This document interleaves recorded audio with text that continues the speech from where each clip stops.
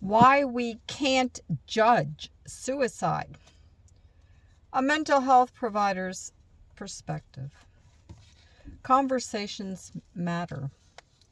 And this is printed in Psychology Today.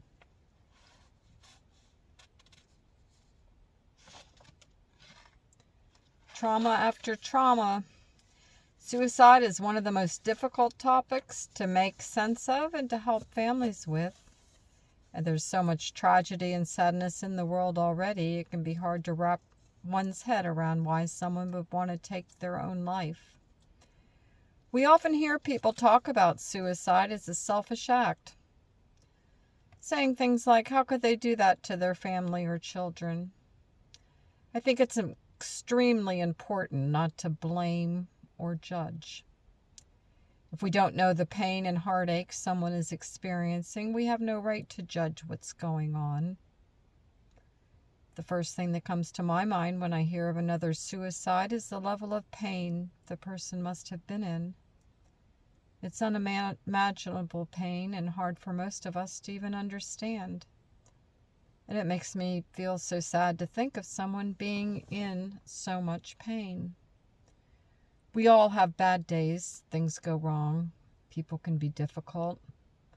Work stress and financial stress can get to all of us.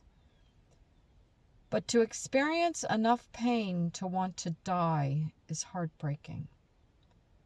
It's common for others to ask why, to wonder what they could have done to prevent it, to feel guilty, and of course to feel devastated. Some even have survivor's guilt, and none of this is easy.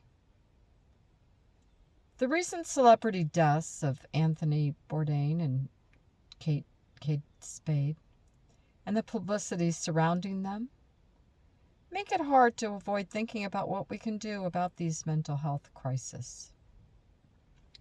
The surprising statistics of the drastic increase in suicide make us take a step back. It's true that we often don't know what's going on inside another person. They may present to the world that everything is fine. One of my favorite television anchors, Michael Smiskonish, recently said that when others ask, unless they ask, and they won't tell, and people don't typically go around talking about their depression, anxiety, sad thoughts, or negative self-loathing messages. They fear rejection or being a burden to their friends or families. I see a lot of loneliness, isolation, and lack of connection in our world today. Is it because of technology?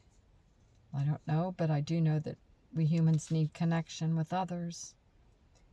And we need to connect not just in play and fun, but be able to talk about our deeper thoughts and feelings.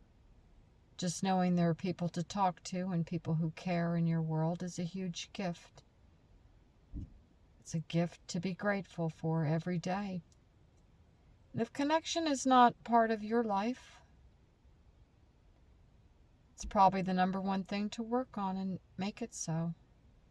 It starts with taking risks and being vulnerable in our conversations and discussing our inner life. We are all very rich on the inside. We all need a what and a why to live for, and that means different things to different people. Taking time to think about your life and goals can give more meaning and significance to each day. And asking the question, what is my reason for living? Being authentic in who we are can help connect you to others. Many times we worry about how we're presenting to the world and are more interested in making good impressions. The real self has good and bad days, and good and bad feelings. This is the human condition, and the journey we're all on together. It doesn't matter if we're rich or poor, famous or not, male or female, the same race, young or old. We're human, and we need each other. People need deep interconnections with themselves and with others. In summary, I just talked to a friend who had a suicide in his family. I somehow wanted to be closer to it and understand it better. I asked him what his advice is to others about the topic in general. He said, don't be afraid to talk or ask questions. If you see warning signs, it's okay to ask if someone is okay, or if there is anything you can do to help. It may be a direct action like taking a walk, buying a sandwich, or just sitting with them. This may be more effective than just speaking encouraging words, and he agreed that connection is the key. He found it interesting that people were so afraid to discuss the suicide with him and his family, but wondered if they just didn't know what to say. He ended our conversation, and my heart goes out to anyone affected by suicide. We can all learn more as the stigma is decreasing, and if we're willing to have more discussion for both prevention and helping others who go through this.